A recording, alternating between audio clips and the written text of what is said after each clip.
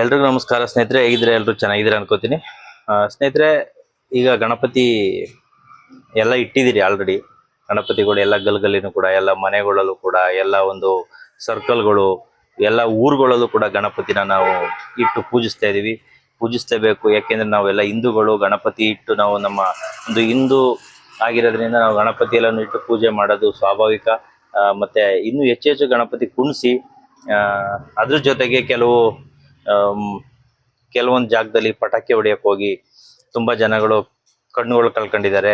ಈಗ ಮೊನ್ನೆ ಒಂದು ವಿಡಿಯೋ ನೋಡಿದೆ, ದೊಡ್ಡಬಳ್ಳಾಪುರದಲ್ಲೋ ಮೋಸ್ಟ್ಲಿ ಚಿಕ್ಕಬಳ್ಳಾಪುರದಲ್ಲೋ ಇರ್ಬೋದು. ಅಲ್ಲಿ ಮೆರವಣಿಗೆ ಹೋಗ್ಬೇಕಾದ್ರೆ ಪಟಾಕಿ ಹೊಡಿಯಕ್ಕೆ ಹೋಗಿ ಕೈಗೆಲ್ಲ ಬ್ಲಾಸ್ಟ್ ಆಗಿದ್ದಾವೆ. ಪೊಲೀಸ್ನವ್ರದ್ದೊಂದು ಕೈ ಬೇರೆ ಸ್ವಲ್ಪ ಫುಲ್ ಡ್ಯಾಮೇಜ್ ಆಗಿದೆ.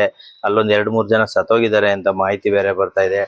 ಮತ್ತೆ ದೊಡ್ಡ ದೊಡ್ಡ ಗಣಪತಿ ತಗೊಂಡೋಗೋರು ಟ್ರ್ಯಾಕ್ಟರ್ ಮೇಲೆ ಗಣಪತಿ ಕುಂಡಿಸ್ಕೊಂಡು ಹೋಗ್ಬೇಕಾದ್ರೆ ಮೇಲ್ಗಡೆ ಲೈನ್ಗಳು ಇರ್ತವೆ. ಆ ಲೈನ್ಗಳು ಟಚ್ ಆಗಿ ಎಷ್ಟೋ ಜನ ಕರೆಂಟ್ ಹೊಡೆದು ಸತ್ತೋಗಿದ್ದಾರೆ. ಆ ಥರ ಎಲ್ಲ ಮಾಡ್ಕೊಳಕ್ ಹೋಗ್ಬಿಡಿ ಸ್ನೇಹಿತರೆ. ನೀವು ಮೆರವಣಿಗೆ ಹೋಗುವಂಥ ಜಾಗಗಳಲ್ಲಿ ಮುನ್ನೆಚ್ಚರಿಕೆಯಾಗಿ ದಯಮಾಡಿ ಮೊದಲು ಆ ರೋಡ್ನ ನೋಡ್ಕೊಳ್ಳಿ. ನಮ್ದು ಎಷ್ಟಡಿ ಐತೆ ಗಣಪತಿ, ಏನಾದ್ರು ಅಕ್ಕಪಕ್ಕ ಕರೆಂಟ್ ಲೈನ್ಗಳು ಹೋಗಿದ್ದಾವೋ ಇಲ್ವೋ ಎಲ್ಲ ನೋಡ್ಕೊಳ್ಳಿ. ಮತ್ತೆ ಆಲ್ಮೋಸ್ಟ್ ಪಟಾಕಿನ ಗಾಡಿ, ಬೈಕು ಅಥವಾ ಕಾರ್ಗಳು, ಈಗೆಲ್ಲ ಎಲೆಕ್ಟ್ರಿಕಲ್ ಕಾರ್ಗಳು, ಎಲೆಕ್ಟ್ರಿಕಲ್ ಬೈಕ್ಗಳು ಜಾಸ್ತಿ ಇರೋದ್ರಿಂದ ಅದ್ರ ಪಕ್ಕದಲ್ಲಿ ಪಟಾಕಿ ಹೊಡೆಯೋದು ಅವಾಯ್ಡ್ ಮಾಡಿ. ಆ ಥರ ಅವಾಯ್ಡ್ ಮಾಡಿದರೆ ಒಂದು ದುರ್ಘಟನೆ ಸಂಭವಿಸೋದು ತಪ್ತದೆ. ಮತ್ತು ನೀವು ಗಣಪತಿನ ವಿಸರ್ಜನೆ ಮಾಡೋಕ್ಕೆ ಅಂತ ಈಗ ಸ್ಟಾರ್ಟ್ ಆಗುತ್ತೆ, ವಿಸರ್ಜನೆ ಮಾಡೋಕ್ಕೆ ಹೋದಾಗ ದಯಮಾಡಿ ತುಂಬ ಕೇರ್ಫುಲ್ಲಾಗಿ ಕಟ್ಟೆಗಳಿಗೆ ಆಗಿರ್ಬೋದು, ಕೆರೆಗಳಿಗೆ ಆಗಿರ್ಬೋದು, ನದಿಗೆ ಆಗಿರ್ಬೋದು, ಹೊಳೆಗೆ ಆಗಿರ್ಬೋದು ಬಿಡ್ಬೇಕಾದ್ರೆ ಭಾಳ ಕೇರ್ಫುಲ್ಲಾಗಿ ಈಜು ಬರೋಂಥವ್ರು ಮಾತ್ರ ಅದರೊಳಗೆ ಇಳೀರಿ. ಸ್ವಲ್ಪ ಅರ್ಧಂಬರ್ಧಂ ಈಜು ಬರೋಂಥವ್ರೊಳಗೆ ಇಳಿಯಕ್ಕೆ ಹೋಗ್ಬೇಡಿ.